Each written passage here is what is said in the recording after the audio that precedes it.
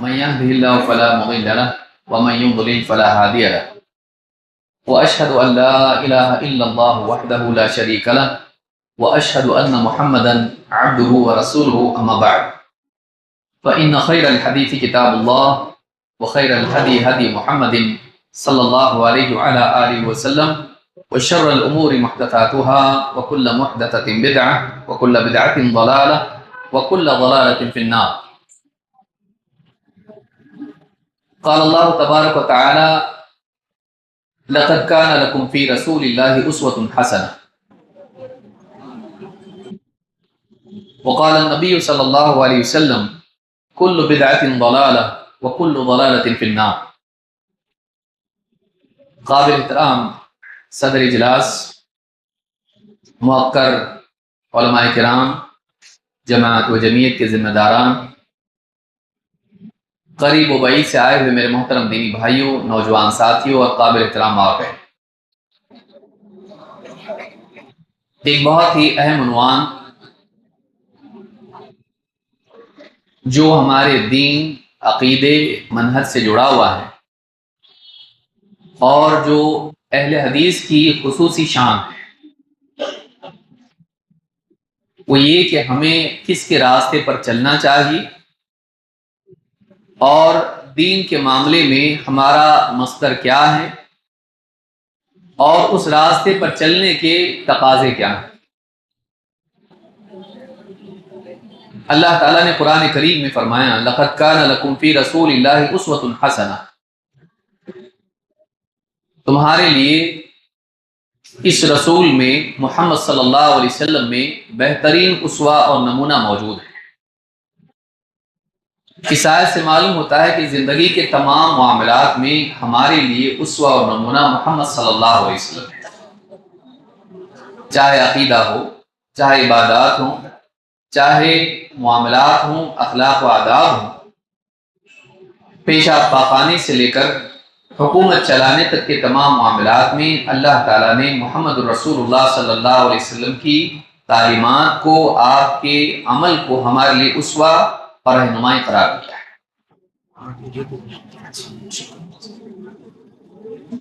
جو شخص نبی صلی اللہ علیہ وسلم کو اپنے لیے اسوہ اور نمونہ بناتا ہے وہ دنیا میں بھی کامیاب ہوگا اور آخرت میں بھی۔ آپ کے مقابلے میں انسان اگر کسی اور شخصیت کو مقام دیتا ہے کہ مجھے ان کے راستے پر چلنا ہے اور نبی صلی اللہ علیہ وسلم کے راستے کو، آپ کی تعلیمات کو نظر انداز کر دے، تو ایسا آدمی گمراہ ہے، چاہے وہ شخص کسی اور نبی کے پیچھے چلے۔ اللہ کے نبی صلی اللہ علیہ وسلم نے ایک مرتبہ فرمایا، لمبی روایت ہے، امام احمد اور امام الدارمی نے اس کو روایت کیا ہے، آپ نے فرمایا لو بدا لکم موسیٰ فاتبعتموہ وترکتمونی لضللتم عن سواء السبیل۔ اگر آج موسیٰ علیہ السلام بھی ظاہر ہو جاتے اور تم مجھے چھوڑ کر ان کے پیچھے چلنے لگ جاتے تو تم صراط مستقیم سے، سیدھے راستے سے بھٹک جاتے۔ معلوم ہوا کہ نبی کریم صلی اللہ علیہ وسلم کے مقابلے میں کسی نبی بلکہ رسول کی پیروی بھی انسان کو کامیاب نہیں کرائے۔ تو آپ سوچیں کہ جو غیر نبی ہے، جو اللہ کی طرف سے متعین نہیں ہے کہ ان کی پیروی کی جائے، کسی ایسی شخصیت کو انسان اپنے لیے طے کر لے تو ایسا انسان صراط مستقیم پر باقی نہیں رہتا ہے اگر وہ نبی صلی اللہ علیہ وسلم کو چھوڑ کے، آپ کی تعلیمات کو نظر انداز کر کے کسی اور کے راستے پر چلتا ہے۔ پھر اس کے ساتھ یہ بھی ہے کہ بعض اوقات انسان کسی اور شخصیت کو نہیں بلکہ اپنی رائے ہی کو بنیاد بنا لیتا ہے، اپنی عقل کی روشنی میں جس کو صحیح سمجھتا ہے اس پر چلنے لگتا ہے، اپنے دل میں جو چیز اس کو اچھی لگتی ہے اس کو کرنے لگتا ہے، اپنے طور پر پیمانے بنا لیتا ہے، اپنے طور پر قاعدے بنا لیتا ہے، اپنے طور پر کتاب و سنت کے مقابلے میں اچھے اور برے کی تقسیم اور تمیز بنا لیتا ہے، خود ہی قرار دے دیتا ہے کہ یہ اچھا ہے، اپنے طور پر یہ مفروضہ قائم کر لیتا ہے کہ ایسا کرنے سے اللہ راضی ہوگا۔ اپنے طور پر اپنے دل سے کسی چیز کو اچھا قرار دینے کی اجازت ہم کو نہیں ہے، کیونکہ اچھا کیا ہے برا کیا ہے یہ بتانے ہی کے لیے نبی آتے ہیں۔ اگر انسان خود طے کر پاتا کہ کیا اچھا کیا برا ہے تو نہ کسی نبی کی ضرورت تھی، نہ کسی رسول کی، نہ کسی کتاب کی۔ اللہ تعالیٰ نے کیوں بھیجا؟ تاکہ لوگوں کو معلوم ہو کیا اچھا ہے کیا برا ہے، کیا حق ہے کیا باطل ہے، کیا صحیح ہے کیا غلط ہے، کیا مناسب ہے کیا غیر مناسب ہے۔ اسی لیے نبی کریم صلی اللہ علیہ وسلم اپنے خطبات میں یہ بات کہتے تھے، اچھے سے اچھا کیا ہے۔ جابر بن عبداللہ رضی اللہ تعالیٰ عنہ کہتے ہیں کان رسول اللہ صلی اللہ علیہ وسلم اذا خطب یقول، اللہ کے رسول صلی اللہ علیہ وسلم جب خطبہ دیتے تو اپنے خطبوں میں آپ یہ کہا کرتے تھے، کیا کہتے تھے؟ اما بعد فإن خیر الحدیث کتاب اللہ وخیر الہدی ہدی محمد۔ اما بعد، سب سے بہترین بات اگر ہے تو اللہ کی کتاب ہے، اللہ کی بات جو کتاب میں موجود ہے قرآن میں۔ سب سے بہتر کلام اگر کوئی ہے تو اللہ کا کلام ہے، اور وخیر الہدی ہدی محمد، اور سب سے بہترین رہنمائی گائیڈنس اگر ہے تو محمد صلی اللہ علیہ وسلم کا گائیڈنس یا آپ کی رہنمائی۔ ابن ماجہ کے الفاظ ہیں وخیر الہدی ہدی محمد، صحیح مسلم کے الفاظ ہیں خیر الہدی ہدی محمد۔ ہدی اور ہدی میں تھوڑا فرق ہوتا ہے، ہدی قولی رہنمائی کے لیے استعمال ہوتا ہے، جیسے قرآن کے بارے میں اللہ نے کہا ہدی للمتقین، اور ہدی ہوتا ہے یہ کسی کے عملی نمونے کو کہا جاتا ہے، عملی نمونہ اس کو ہدی عربی زبان میں کہتے ہیں، اور قولی رہنمائی کو ہدی عربی زبان میں کہتے ہیں۔ تو چاہے قول کے اعتبار سے ہو نبی صلی اللہ علیہ وسلم کی رہنمائی بہترین رہنمائی، اور چاہے عملی اسوہ اور نمونہ کے اعتبار سے ہو محمد صلی اللہ علیہ وسلم کا اسوہ عملی نمونہ سب سے بہتر نمونہ ہے۔ کہیں اور دیکھنے کی ضرورت نہیں کہ بہتر زندگی کیسی ہوتی جو اللہ سے قریب کرنے والی آخرت میں کامیاب کرا ہے، وہ خیر الہدی ہدی محمد۔ لیکن اسی کے ساتھ ایک اور بات آپ کہتے تھے، جب اچھا بتایا تو برا بھی بتانا چاہیے تاکہ آدمی اچھے کو اختیار کرے اور برے سے بچے۔ اسی کے ساتھ آپ کہتے تھے وَشَرُّ الْأُمُورِ مُحْدَثَاتُهَا، اور سب سے بدترین چیزیں وہ ہیں جو نئی نئی ایجاد کی جائیں دین کے معاملے میں۔ اور آپ کہتے تھے وَكُلُّ بِدْعَةٍ ضَلَالَةٍ، اور ہر بدعت گمراہی ہے۔ بری چیزیں کیا ہیں؟ جو دین میں نہیں تھی، اپنے طور پر لوگوں نے نکال کے اس کو دین قرار دے دیا، اپنے طور پر بتایا کہ اچھا ہے، اللہ راضی ہوگا، کامیاب ہوں گے، جنت میں جائیں گے، نیکی ملے گی، بھلائی ہے، ثواب کا کام، اپنے طور پر انہوں نے۔ تو آپ نے فرمایا بدترین چیزیں وہ ہیں جو نئی نئی ایجاد کی جائیں، نئی نئی بنائی جائیں۔ اور آپ نے کہا وَكُلُّ بِدْعَةٍ ضَلَالَةٍ، ہر بدعت گمراہی۔ نسی کی روایت کے الفاظ ہیں، آپ نے فرمایا وَكُلُّ ضَلَالَةٍ فِي النَّارِ، اور ہر بدعت کا انجام جہنم کی آگ ہے۔ ہر بدعت کا انجام آپ نے حال بھی بتا دیا اور معال بھی بتا دیا، بدعت کیسی ہے اور اس کا انجام کیا ہے، دونوں باتیں آپ نے بتائی۔ بدعت اچھی نہیں ہوتی ہے، وہ بری ہوتی ہے چاہے اچھی دکھائی دے۔ آپ نے ایک فیصلہ دو ٹوک فیصلہ دے دیا، ہر بدعت گمراہی، ہر نئی چیز بری ہے اچھی نہیں۔ وَشَرُّ الْأُمُورِ مُحْدَثَاتُهَا، نئی نئی بنائی ہوئی چیزیں، دین کے نام پہ گھڑی ہوئی چیزیں بری ہیں، بری ہیں، آپ نے صاف بتا دیا۔ انسان کو اچھی لگتی ہے لیکن تم کون ہوتے ہو طے کرنے والے اچھا کیا ہے برا کیا ہے؟ اللہ تعالیٰ نے اپنی طرف سے قولی اور عملی رہنمائی رسول کی صورت میں بھیجی، تم خود طے نہیں کر سکتے ہو کہ کیا اچھا ہے۔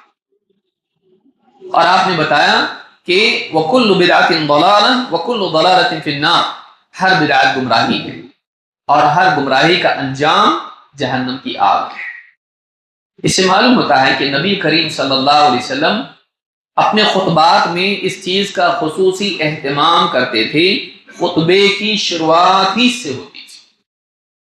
اسی لیے آپ دیکھیں آج اہل حدیث علماء عموماً یہ کلمات شروع میں کہتے ہیں اس سنت کو زندہ کرتے ہوئے جو نبی صلی اللہ علیہ وسلم کی سنت تھی، اور اس چیز کو یاد دلاتے ہوئے کہ یہ معاملہ کتنا اہم ہے۔ کوئی غیر اہم چیز ہر خطبے کی شروعات میں کہی جائے گی اور نبی صلی اللہ علیہ وسلم کا اہتمام کریں گے؟ ایسا نہیں ہو سکتا ہے۔ آپ نے بتایا کہ کتاب کی طرف رجوع، سنت کی طرف رجوع، یہ مسلمانوں کے لیے ضروری، کیونکہ سب سے اچھی چیز یہ ہے کہ ایک آدمی اللہ کی کتاب سے اور رسول اکرم صلی اللہ علیہ وسلم کی سنت سے، آپ کی رہنمائی سے جڑے، آپ کے خطاب اور آپ کے اسوہ سے جڑے۔ اور اس کے بالمقابل آپ نے بتایا برا یہ ہے کہ آدمی اپنی دل سے کچھ بھی دین میں نکالے، اور آپ نے بتایا کہ یہ برا کتنا ہے، یہ چھوٹا موٹا برا نہیں، یہ اتنا برا ہے کہ یہ جہنم میں لے جاتا ہے، یہ جہنم میں لے جاتا ہے۔ تو یہ خطبہ ہم کو بتاتا ہے کہ بدعت کا انجام جہنم ہے۔ معلوم ہوا کہ بدعت کا انجام جہنم ہے، اس اعتبار سے جو بدعات میں مبتلا ہیں اور توبہ نہ کریں ان کے لیے بھی جہنم کا فیصلہ ہے، الا یہ کہ وہ بدعت کفر تک نہ لے جائے۔ اللہ تعالیٰ اپنی طرف سے معاف کر سکتا ہے اگر وہ بدعت کفر تک نہ لے جائیں، اور اگر اللہ تعالیٰ چاہے تو پکڑ کر سکتا ہے، اگر اللہ چاہے تو معاف کر دے۔ لیکن معافی کی صورت اللہ تعالیٰ کی رحمت، اس کی مشیت، یا پھر یہ کہ آدمی کا وہ بدعت کفر تک نہ لے جانے والی، اگر کفر تک لے جاتی ہے تو آدمی اسلام سے خارج ہے۔ لہذا اور یہ اسلام سے خارج یہ کہ انسان کو معلوم ہو، یہ نہیں کہ آپ تکفیر کرنا شروع کر دیں سارے لوگ۔ ایک آدمی جانتے بوجھتے اگر کفر کرے تو اسلام سے نکل جاتا ہے، انجانے میں اگر اس سے غلطی ہو جائے تو پھر اس کو سمجھایا جاتا ہے، سمجھانے کے بعد، حق واضح کرنے کے بعد اگر وہ اللہ اور اس کے رسول کی بات کا انکار کر دے اسلام سے نکلتا ہے۔ تو یہ حدیث ہم کو بتاتی ہے جو صحیح مسلم کی حدیث ہے اور نسائی، ابن ماجہ اور مختلف کتابوں میں ہے، اس سے معلوم ہوتا ہے کہ یہ معاملہ بڑا اہم ہے۔ بدعت کتنی بری ہے اور بدعت میں مبتلا لوگ کتنی بڑی برائی میں مبتلا ہیں، اس سے معلوم ہوتا ہے کہ اس سے بات معلوم ہوتی ہے کہ نبی صلی اللہ علیہ وسلم قیامت کے دن حوض کوثر سے ان کو دھتکار دیں۔ وہ لوگ جو اللہ کے دین میں تبدیلی کریں، نبی صلی اللہ علیہ وسلم ان کو قیامت کے دن اپنے سے دور کریں گے۔ اللہ کے رسول صلی اللہ علیہ وسلم فرماتے ہیں انا فرطکم علی الحوض، میں تم سب سے پہلے جا کر حوض پر تیاری کروں۔ فرط اس کو کہتے ہیں جو قافلے میں سب سے آگے جا کر کسی پانی کی جگہ پر پڑاؤ ڈالنے کا مقام تلاش کر کے قافلے کے لیے ساری چیزوں کو مہیا کرے، آسانیاں فراہم کرے، سیٹنگ کرے، جیسے ہمارے الفاظ میں کہتے ہیں ترتیب بنائیں کہ ابھی قافلہ آئے گا تو یہاں پڑاؤ ڈالے گا، تو اس سے پہلے ہم سب اس کے لیے معاملات میسر کریں، اس کو فرق کہتے ہیں عربی زبان میں۔ انا فرطکم علی الحوض، میں حوض کوثر پر تم سے پہلے پہنچ کر تمہارے لیے سارا معاملہ مناسب اور میسر کروں گا۔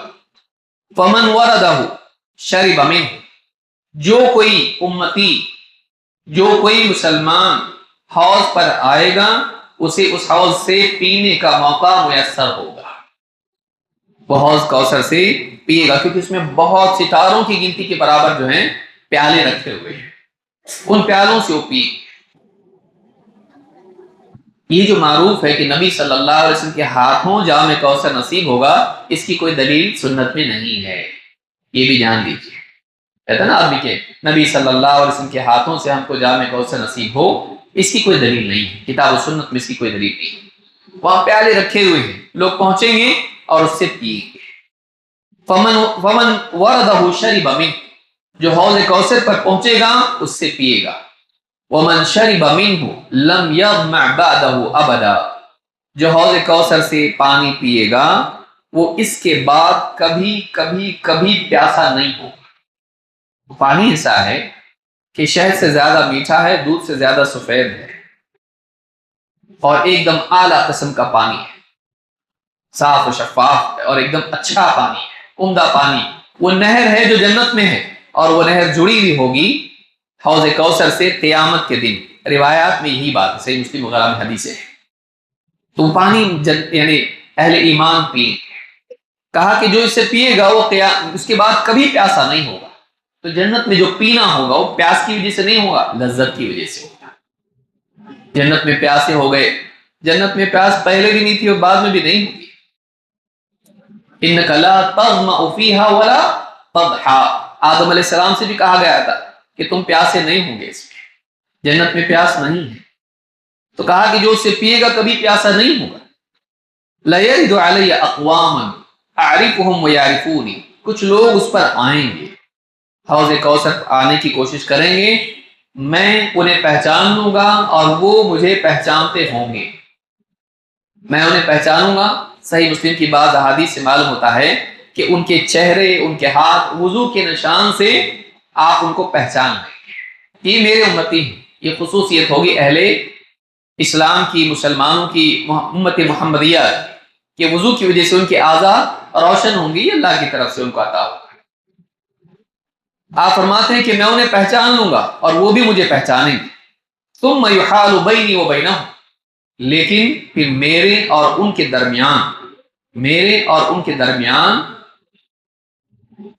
درمیان میں فرشتے آ جائیں گے، آڑ آ جائے گی، رکاوٹ آ جائے گی. فاقول انہم منی. میں کہوں گا یہ میرے ہیں، یہ میرے امتی ہیں، یہ میرے لوگ ہیں، میرے ساتھی ہیں. مختلف الفاظ اس میں حدیث میں آئے ہیں، تو یہ میرے امتی ہیں. فاقول انہم منی. یہ میرے ہیں. فیقال انک لا تدری ما بدلوا بعدک. مجھ سے کہا جائے گا آپ نہیں جانتے آپ کے بعد انہوں نے کیا کیا تبدیلیاں کر دی. آپ کے بعد انہوں نے کیا کیا تبدیلیاں کر دی.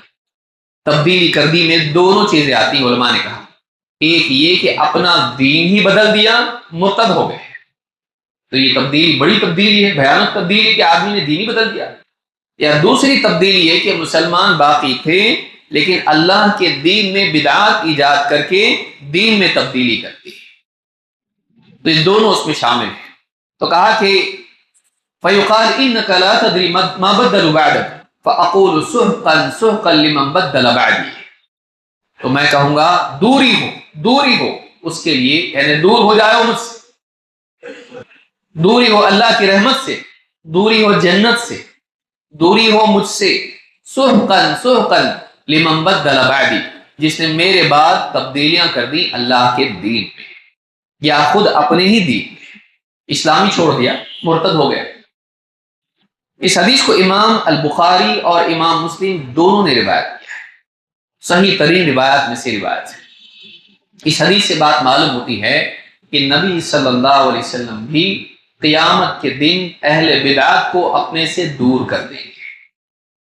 اور یہی سلف کا ہمیشہ سے طریقہ رہا ہے کہ وہ اہل بدعات سے دوری اپناتے ہیں. اہل بدعات سے وہ دور رہتے ہیں، گمراہ لوگوں سے وہ اپنے آپ کو دور رکھتے ہیں. تو آج کی اس کتاب میں ہم کو اسی عنوان پہ کچھ گفتگو کرنی ہے کہ اہل بدعات سے اہل سنت کا کیا تعامل ہونا چاہیے. یعنی ان کے ساتھ ہمارا کیا معاملہ ہو، ہم ان کے ساتھ کیسا سلوک کریں، ان کے بارے میں ہمارے لیے کیا اصول قرآن و سنت سے ملتا ہے. تو یہ ایک بہت ہی بڑا اور مشکل عنوان ہے، اور اس دور میں اس کی خصوصی ضرورت ہے. جیسا کہ شیخ نے بھی شروعات ہی میں بطور مقدمہ کا بہت اہم باتیں کہی، اس میں وہ یہ کہ آج اس دور میں بہت ساری تنظیمیں، تحریکیں اور بہت ساری دعوتیں عام ہیں، اور ہمارا نوجوان اور بلکہ سارے ہی نوجوان مسلمانوں کی ان تحریکوں سے، تنظیموں سے، دعوتوں سے متاثر ہو سکتا ہے. پہلے یہ مشکل تھا، آج یہ بہت ہی آسان ہو گیا ہے، کیونکہ ہر آدمی کے ہاتھ میں موبائل فون ہے، اور اس کے ذریعے سے وہ لوگوں تک نہ بھی پہنچے، گمراہ لوگوں کی دعوت اس تک پہنچ رہی ہے. اور ایسا نوجوان اور ایسے لوگ جو موبائل فون کا کثرت سے استعمال کرتے ہیں، یوٹیوب وغیرہ اور فیس بک وغیرہ سے جڑے ہوئے ہیں، تو بہت ممکن ہے یہ ان کی باتوں میں آ کے گمراہ ہو جائے. تو ان کے معاملے میں چاہے وہ انٹرنیٹ کے راستے سے ہو یا ہمارے اپنے معاشرے میں ہو، ان کے بارے میں ہم کو کیا طرز عمل اپنانا چاہیے، ہم ان کے بارے میں کیا راستہ اپنائیں۔ اس میں دونوں طرف سے غلطیاں ہوتی ہیں، اور بعض اوقات ایک آدمی دو اعتبار سے غلطی کرتا ہے، یا تو اس میں بہت لاپرواہی برتتا ہے اور اس میں بہت ہی ڈھیلا پن اختیار کرتا ہے، یا پھر وہ اس بارے میں غلو کرتا ہے اور بہت زیادہ تشدد برتتا ہے۔ تو اس بارے میں صحیح طریقہ سلف کا کیا ہے، اور کتاب و سنت سے، ہمارے اسلاف سے ہم کو کیا اصول اس سے ملتے ہیں، اور ہمارے قابل اعتماد علماء نے ہم کو اس بارے میں کیا رہنمائی دی، جو بڑے بڑے علماء گزرے ماضی کے بھی اور حال کے بھی، اس بارے میں ہم کو کیا کرنا چاہیے۔ تو یہ کافی بڑا عنوان ہے، کوشش کریں گے کہ اتنے وقت میں سب باتیں نپٹ جائیں اور بات واضح ہو، کیونکہ بات واضح اگر نہ ہو تو آدمی غلطی کر سکتا ہے۔ جس کے ساتھ نرمی کرنا ہے اس کے ساتھ سختی کر سکتا ہے، اور جس کے ساتھ سختی کرنا چاہیے اس کے ساتھ نرمی برت سکتا ہے، تو یہ غلطی انسان سے ہو سکتی ہے۔ تو آئیے دیکھتے ہیں، اس گفتگو کو ہم کئی فصلوں میں تقسیم کرتے ہیں، کئی حصوں میں اس کو ہم تقسیم کریں گے۔ پہلا حصہ ہماری گفتگو کا ہے کہ اہل بدعات سے قریب ہونا چاہیے یا دور رہنا چاہیے۔ قاعدہ اس میں یہ ہے، اہل سنت والجماعت کا، اہل حدیث کا یہ قاعدہ ہے کہ اہل بدعات سے دوری رکھنا چاہیے، لیکن جلدی سے فیصلہ نہ کریں اور بیچ سے اٹھ کے نہ جائیں، ورنہ ادھوری بات سن کے آپ گڑبڑ کریں گے۔ میں دھیرے دھیرے باتیں واضح کرنے والا ہوں اور علماء کے اقوال اس میں پیش کرنے والا ہوں۔ یہ سن کے چلے گئے بس ختم، اب رشتہ داروں سے بھی دور ہو گئے اور طلاق دے دیا بیوی کو بھی اور ماں باپ سے بھی قطع تعلق کر لیا، تو بیچ میں سے نہ جائیں، پوری بات سنیں تاکہ پوری بات واضح ہو، کیونکہ ایک معاملے کے کئی پہلو ہوتے ہیں۔ اصل قاعدہ اس میں یہ ہے کہ اہل بدعات سے دوری اپنانا چاہیے۔ اس تعلق سے دلائل کیا ہیں؟ قرآن کی دلیل ہے جس سے علماء نے استدلال کیا ہے۔ اللہ تعالیٰ فرماتا ہے وَإِذَا رَأَيْتَ الَّذِينَ يَخُوضُونَ فِي آيَاتِنَا فَأَعْرِضْ عَنْهُمْ حَتَّى يَخُوضُوا فِي حَدِيثٍ غَيْرِهِ، جب تم ایسے لوگوں کو دیکھو جو اللہ تعالیٰ کی آیات میں عیب نکالتے ہیں، اس کی باریکیوں میں اس طرح سے جاتے ہیں کہ ان کو کل عدم کر دیں، ان کے بارے میں عیب چینی کریں، فَأَعْرِضْ عَنْهُمْ، تو ان سے دور ہو جاؤ، ان سے اعراض کرو، حَتَّى يَخُوضُوا فِي حَدِيثٍ غَيْرِهِ، یہاں تک کہ وہ کسی اور بات میں مشغول ہو جائیں۔ وَإِمَّا يُنْسِيَنَّكَ الشَّيْطَانُ فَلَا تَقْعُدْ بَعْدَ الذِّكْرَىٰ مَعَ الْقَوْمِ الظَّالِمِينَ، اگر شیطان تمہیں یہ بات بھلا دے، وَإِمَّا يُنْسِيَنَّكَ الشَّيْطَانُ، ہو سکتا ہے یہ بات ذہن سے نکل جائے کہ قاعدہ یہ کہ ان سے دور ہونا چاہیے، فَلَا تَقْعُدْ بَعْدَ الذِّكْرَىٰ مَعَ الْقَوْمِ الظَّالِمِينَ، اگر شیطان تمہیں بھلا بھی دے تو یاد آنے کے بعد ظالموں کے ساتھ مت بیٹھنا، یاد آنے کے بعد ظالموں کے ساتھ مت بیٹھنا۔ اس آیت سے ابن جوزی رحمۃ اللہ علیہ فرماتے ہیں فی من ارید بہذہ الآیت ثلاثۃ اقوال، اس آیت میں کن کے ساتھ نہیں بیٹھنے کی بات ہو رہی ہے؟ کہتے علماء کے 3 قول اس باب میں ہیں۔ نمبر 1، احدھا المشرکون، مشرکین کے ساتھ مت بیٹھنا۔ کیوں؟ کیونکہ وہ قرآن کا مذاق اڑاتے تھے اس زمانے میں خاص طور سے، اور آج بھی بہت ساری مجالس میں ایسا ہوتا ہے۔ ایسے لوگوں کے ساتھ نہ بیٹھا جائے جو قرآن کا، اللہ کی بات کا، اللہ کے دین کا مذاق اڑاتے ہوں، اس میں عیب نکال کر اس کو غلط ثابت کرتے ہوں۔ 2، والثانی الیہود، دوسرے کون ہیں؟ یہودی، کیونکہ یہود بھی مسلمانوں کو اسلام کے بارے میں، قرآن کے بارے میں کنفیوز کرتے تھے، نبی صلی اللہ علیہ وسلم کے بارے میں کنفیوز کرتے تھے۔ ہاں نبی آنے والا تو تھا لیکن یہ نہیں، تو مسلمانوں کو اس طرح سے تلبیس کرتے تھے، آدھا سچ آدھا جھوٹ۔ اور تیسرا کہا والثالث اصحاب الاہواء، تیسرا نمبر کس کا ہے؟ جن کے ساتھ بیٹھنے سے منع کیا گیا اس آیت میں، علماء نے اس سے مراد دیا ہے کہ بدعتیوں کے ساتھ، اصحاب الاہواء جو خواہش پرست ہوتے ہیں۔ اصحاب الاہواء عام طور سے اہل علم کی اصطلاح میں، سلف کی اصطلاح میں، ان کی ٹرمینالوجی میں بدعتیوں کو کہا جاتا ہے، جو دین میں اپنی طرف سے کچھ بھی بولتے ہیں، دین میں اپنی طرف سے کچھ بھی نکالتے ہیں، عقائد نکالتے ہیں، عبادات نکالتے ہیں۔ تو دین میں نئی چیزیں نکالنا، بدعت نہ صرف عبادات میں ہوتی ہے، بدعت عقائد میں بھی ہوتی ہے۔ اسی لیے آپ شروع کے طبقات میں آپ بدعتیوں کو دیکھیں تو زیادہ تر آپ کو ملیں گے وہ لوگ جنہوں نے عقیدے میں بدعتیں، قدریہ، جہمیہ، یا اسی طرح سے اور بھی مرجئہ، یا اور بھی بہت سارے معتزلہ، آپ کو ملیں گے کہ یہ لوگ کیا ہیں، یہ عقیدے میں انہوں نے بدعتیں ایجاد کی۔ پھر بعد میں بہت سے لوگ وہ بھی آئے جنہوں نے عملی زندگی میں بدعت کو گھڑا، جن میں خوارج بھی ہیں جو دونوں اعتبار سے گمراہی میں مبتلا ہوئے، غلط اصول اپنائیں اور اس کی بنیاد پر خلیفہ کے خلاف انہوں نے خروج کیا۔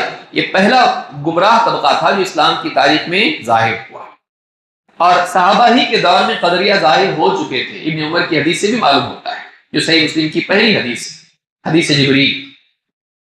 تو بدعتیوں کے بارے میں یہاں پر آیا ہے کہ علماء نے اس آیت سے مراد دیا ہے کہ یاد آنے کے بعد ظالموں کے ساتھ مت بیٹھنا، تو ان کی مجالس میں، خصوصاً ایسی مجالس میں جس میں دین کے معاملات میں غلط بیانی کی جا رہی ہو، ایسی مجالس میں نہیں جانا چاہیے۔ آخری حد اس کی ہو سکتی ہے ایسی مجلس جس میں ان کی تردید کے لیے آدمی جائے، جیسے مناظرہ وغیرہ ہو، لیکن چپ چاپ جا کے وہاں پر سامنے کے طور پر سننا، اس کی گنجائش ہمارے لیے نہیں ہے۔ ابن جریر الطبری رحمہ اللہ فرماتے ہیں، یہ بڑی تفسیر ہے، تقریباً 30-20 جلدوں میں چھپی ہوئی ہے۔ کہتے ہیں وفی هذه الآیہ الدلالۃ الواضحہ، اس آیت میں واضح طور پر دلیل ملتی ہے، رہنمائی ملتی ہے، علی النہی عن مجالسۃ اہل الباطل، اہل باطل کے ساتھ بیٹھنے کی ممانعت واضح طور پر اس آیت سے معلوم ہوتی ہے۔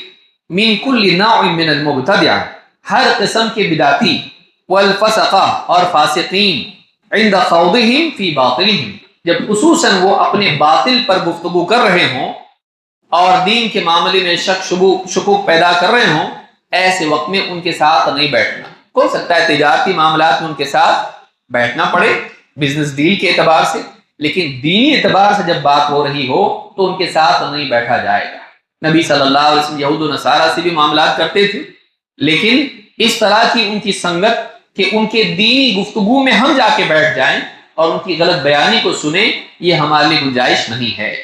کہتے ہیں وہ بِنَحْوِ ذَلِكَ كَانَ جَمَاعَةٌ مِنَ الْأُمَّةِ الْمَاضِيَةِ، اسی پر گزری ہوئی جو ہماری امت ہے، پوری امت کے اسلاف ہیں، اسی بات پر تھے۔ یہ کون کہہ رہا ہے؟ ابن جریر الطبری رحمہ اللہ۔ تو یہ بہت بڑے مفسر گزرے ہیں، اور ابن کثیر کی جو تفسیر ہے یہ ابن جریر الطبری کی تفسیر کا خلاصہ اور اختصار ہے، یہ بھی یاد رکھیے۔ ابن کثیر کی تفسیر کس تفسیر کا خلاصہ ہے یا اس کا اختصار ہے؟ ابن جریر الطبری کی تفسیر کا خلاصہ ہے۔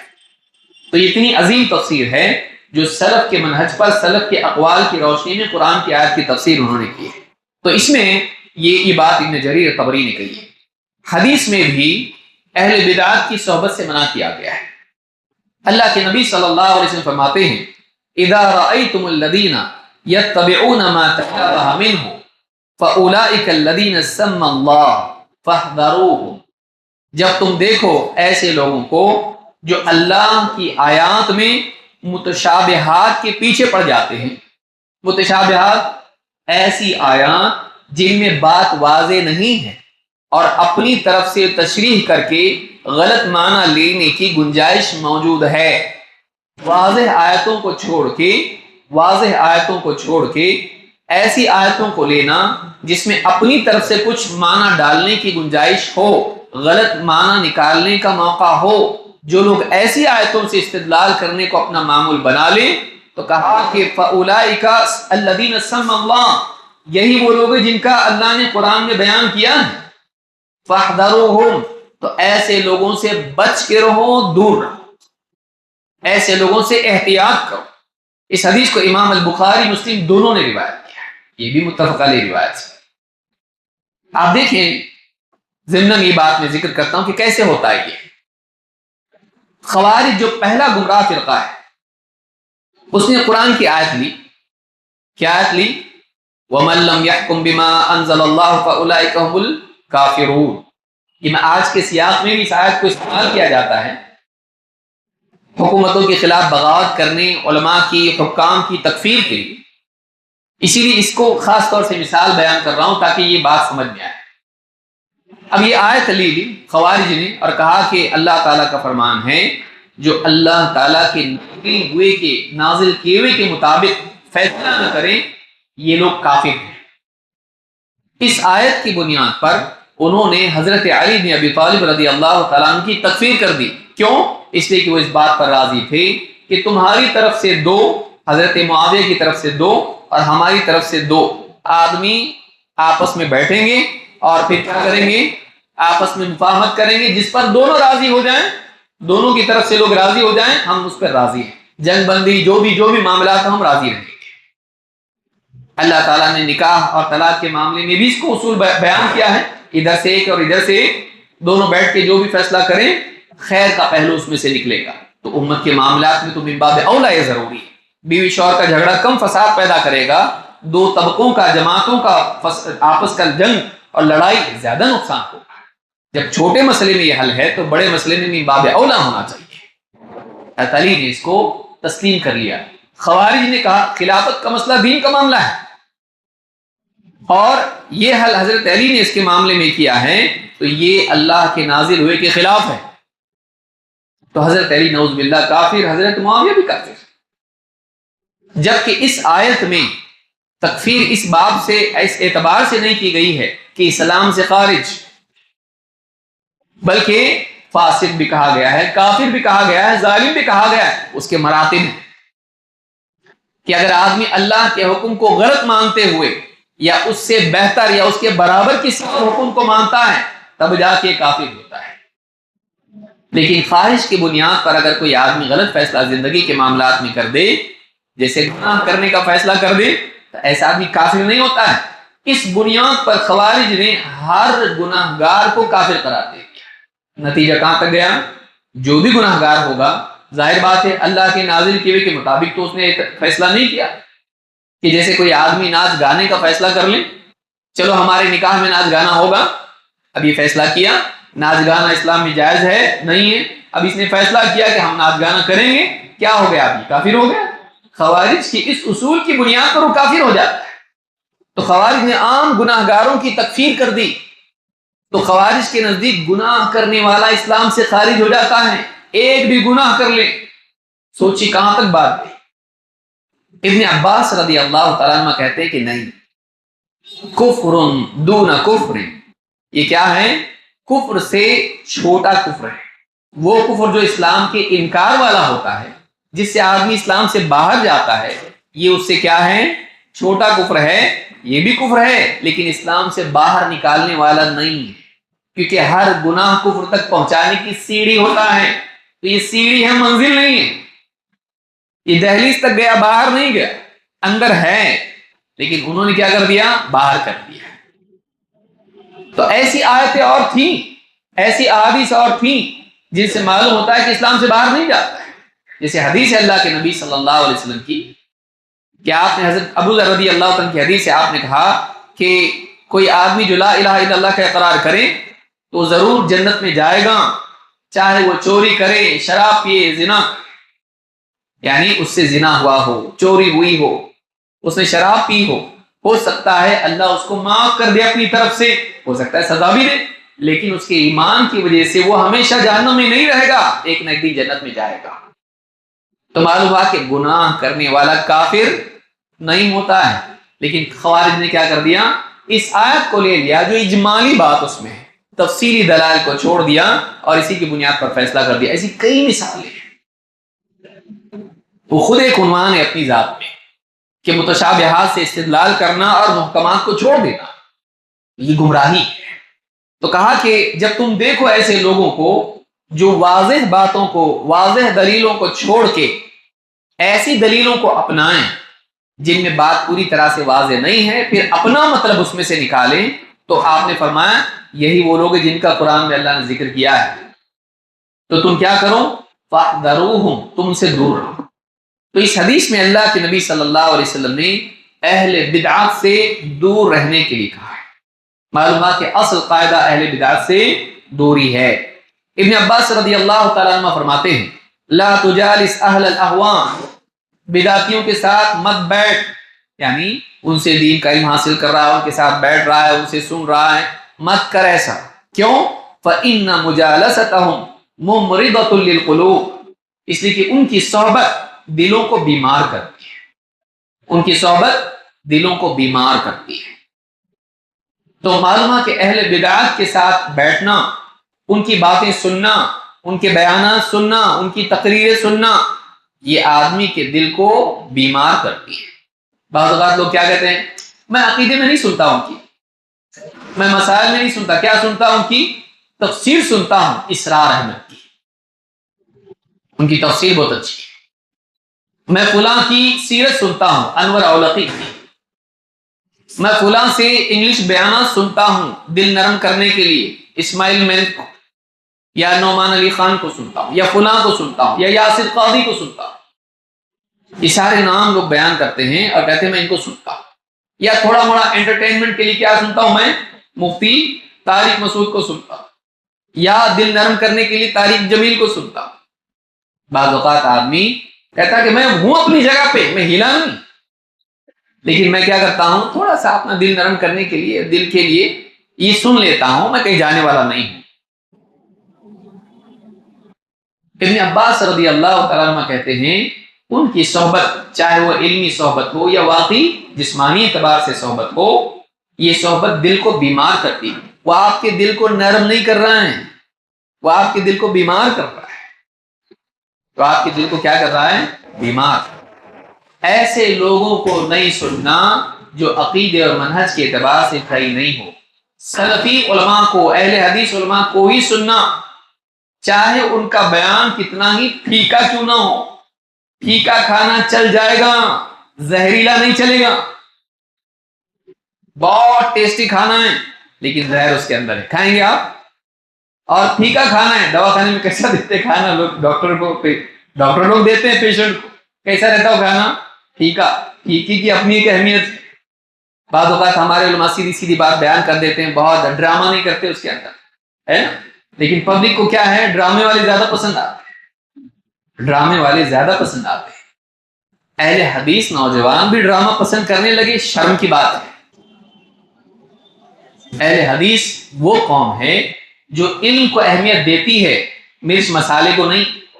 وہ یہ دیکھتی ہے کہ اس غذا میں غذائیت کتنی ہے، نیوٹریشن کتنا ہے اس میں، یہ نہیں دیکھتی مرچ مسالہ کتنا ہے اس میں۔ یہ عوام، جاہل عوام کا طریقہ ہے کہ وہ مرچ مسالے کی بنیاد پر کھانے کی قدر کرتی ہے، لیکن ڈاکٹر اس میں کتنی غذائیت ہے، نیوٹریشن کتنا ہے، اس کی بنیاد پر اس کی قدر کرتا ہے۔ تو اہل حدیث کب سے پبلک بن گئے؟ اہل حدیث کو چاہیے کہ وہ اصولوں کی پابندی کرے، اہل بدعات کو نہیں سننا۔ الشریعہ میں امام الآجری نے ابن عباس کا قول ذکر کیا ہے۔ فضیل ابن عیاض رحمہ اللہ کہتے ہیں من جالس صاحب بدعت لم یعط الحکمہ، جو بدعتیوں کے ساتھ اٹھتا بیٹھتا ہے، ان کی مجلسوں میں ان کی باتیں سنتا ہے، ان سے علم حاصل کرتا ہے، ان کی صحبت اختیار کرتا ہے، ایسے آدمی کو گہری سمجھ نہیں ملتی، حکمت عطا نہیں ہوتی۔ حکمت ملنا بہت بڑی نعمت ہے۔ یؤتی الحکمت من یشاء ومن یؤت الحکمت فقد اوتی خیرا کثیرا، اللہ نے فرمایا کہ اللہ جس کو چاہتا ہے حکمت عطا کرتا ہے۔ معلوم ہے سب کو نہیں ملتی، جس کو چاہتا ہے حکمت دیتا ہے، اور جس کو حکمت دی گئی اسے بہت زیادہ مقدار میں خیر عطا کی گئی۔ لیکن کس کو نہیں ملتی یہ خیر؟ اس کو نہیں ملتی ہے جو بدعتیوں کی صحبت اختیار کرتا ہے، اہل بدعت کی صحبت اختیار کرتا ہے۔ شرح اصول اعتقاد اہل سنہ والجماعہ میں امام اللالکائی نے اس کو روایت کیا ہے۔ لیکن یہاں اب رک کر نہیں بات توڑ دیں گے، ان کے ساتھ نہیں بیٹھیں گے، یہ یاد رہے اس سے مراد کون ہے؟ جب اہل بدعات، اہل ہوا کہا جاتا ہے تو اس سے مراد کون لوگ؟ آئیے دیکھتے ابن تیمیہ رحمۃ اللہ علیہ، جن کی ساری زندگی اہل بدعات کے رد میں گئی، ان کا کیا کہنا ہے؟ کہتے ہیں رأى المسلمون ان يهجروا من ظهرت عليه علامات الزيغ، مسلمانوں کا یعنی اہل علم میں سے، مسلمانوں میں سے اہل علم کا طریقہ یہ ہے، رأى المسلمون ان يهجروا من ظهرت عليه علامات الزيغ، مسلمانوں کا طریقہ یہی رہا ہے، ان کی رائے، ان کا طرز عمل یہی ہے کہ جن لوگوں میں حق سے، صراط مستقیم سے انحراف دکھائی دے، اس کی علامات ظاہر ہوں، ان سے کیا کریں؟ حجر کا معاملہ کریں، ان سے اپنے آپ کو کاٹ کے دور ہو جائیں، ان کو چھوڑ دیں، ان سے ہجرت کر لیں، ان سے دور ہو جائیں۔ من المظہرین للبدع، جو بدعات کا اظہار کرتے ہیں، جو بدعات کا اظہار کرتے ہیں، الداعین الیہا، جو بدعت کی دعوت دیتے ہیں، والمظہرین للکبائر، اور جو کبیرہ گناہوں کو کھلم کھلا کرتے ہیں، فَأَمَّا مَنْ كَانَ مُقْتَدِرًا بِمَعْصِيَةٍ أَوْ مُصِرًّا لِبِدْعَةٍ غَيْرِ مُكَفِّرَةٍ فَإِنَّ هَذَا لَا يُحْجَرُ۔ لیکن جو آدمی اپنی بدعت کو، اپنے گناہ کو چھپائے ہوئے ہو، اپنی ذاتی زندگی میں چپ کے کچھ کرتا ہو، اور ایسی بدعت نہ ہو جو اس کو کافر بناتی، تو ایسے آدمی کو اس سے تعلقات قطع نہیں کیے جائیں گے۔ وَإِنَّمَا يُحْجَرُ الدَّاعِي إِلَى الْبِدْعَةِ، ایسے آدمی ہی سے تعلق توڑا جائے گا جو بدعت کی دعوت دینے والا۔ تو یہاں پر یاد رکھیں، مجموع الفتاوی میں انہوں نے بات کہی، جلد نمبر 24 صفحہ نمبر 175۔ کسی کو چیک کرنا ہے بعد میں جا کے چیک تفصیل سے کر سکتا پوری بحث کو۔ یہاں آپ یاد رکھیں کہ اہل بدعت میں دو طرح کے لوگ ہیں، اور موٹے الفاظ میں اس کو بتا رہا ہوں تاکہ آپ کی سمجھ میں آئے۔ ایک ہے شکاری، دوسرے شکار۔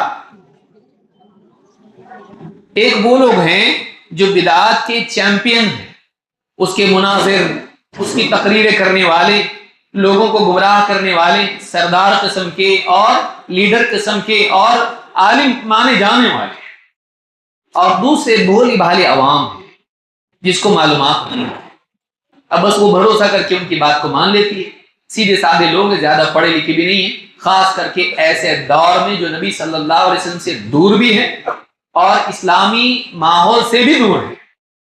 ایسے علاقوں میں، گاؤں میں، دیہات میں، بلکہ شہروں میں بھی ایسے مسلمان بستے ہیں جو بدعات میں مبتلا ہیں لیکن ان کو معلومات نہیں ہے، وہ کسی نہ کسی شکاری کے شکار ہوئے، اس وجہ سے بدعات میں مبتلا ہوئے، انہوں نے بھروسہ کر لیا۔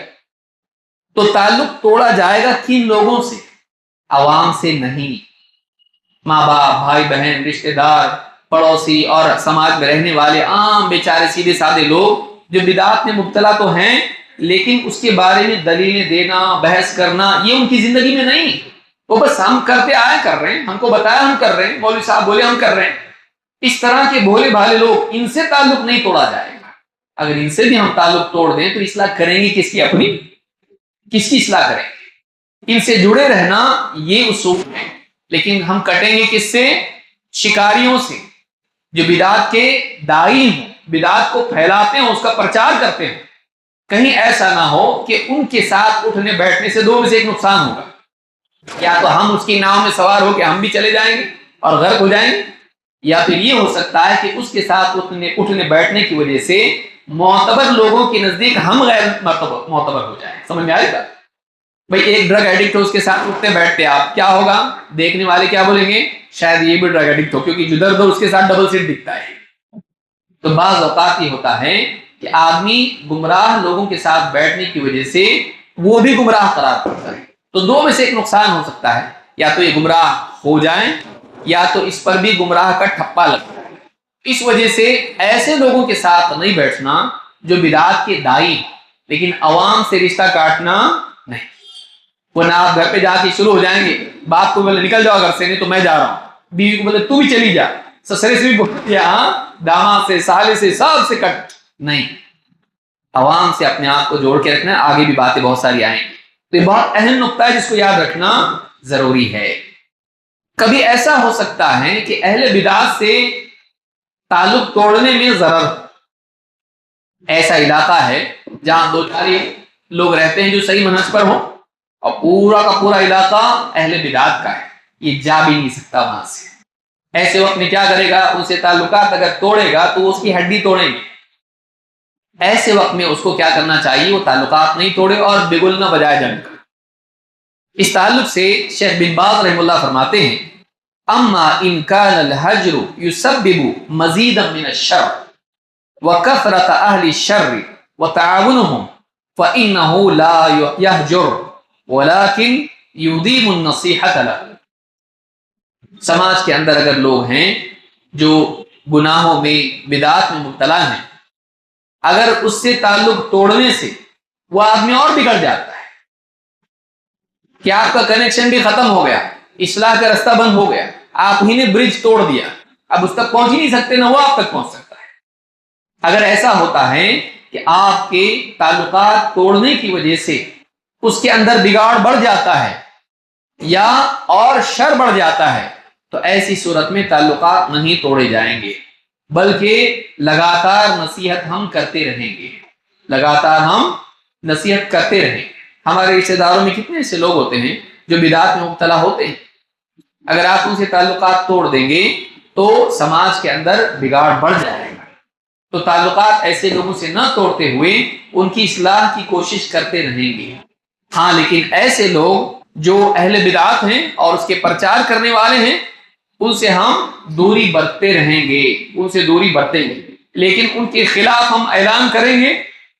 اگر اعلان کریں گے اس طرح سے، دو چار آدمی کسی علاقے میں ہیں، وہ اپنے لوگوں کو کہیں گے پیٹو ان کو پکڑ کے، تو وہ دعوت تو دور اپنی زندگی کی حفاظت نہیں کر پائیں گے، دعوت کی حفاظت تو بہت دور کی بات ہے۔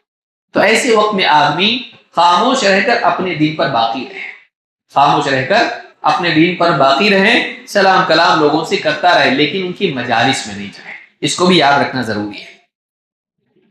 شیخ الالبانی رحمہ اللہ فرماتے ہیں فی العصر الحاضر، موجودہ دور میں، لیس من الحکمت ابدا ان نقاطع الناس بسبب انحرافهم، آج کے اس دور میں یہ حکمت نہیں ہے کہ لوگوں کی گمراہی کی وجہ سے ہم ان سے تعلقات توڑ دیں، ان سے تعلقات توڑ دیں، سواء كان هذا الانحراف فکریا عقیدتا او كان انحرافا سلوکیا، چاہے ان کا انحراف عقیدے اور افکار میں ہو یا ان کا انحراف عملی اعتبار سے سلوک میں ہو، اخلاق میں ہو۔ بگاڑ اگر کسی کا عقیدے میں ہے یا اخلاق میں ہے، اس سے بالکل تعلق توڑ دینا موجودہ دور کی حکمت نہیں ہے۔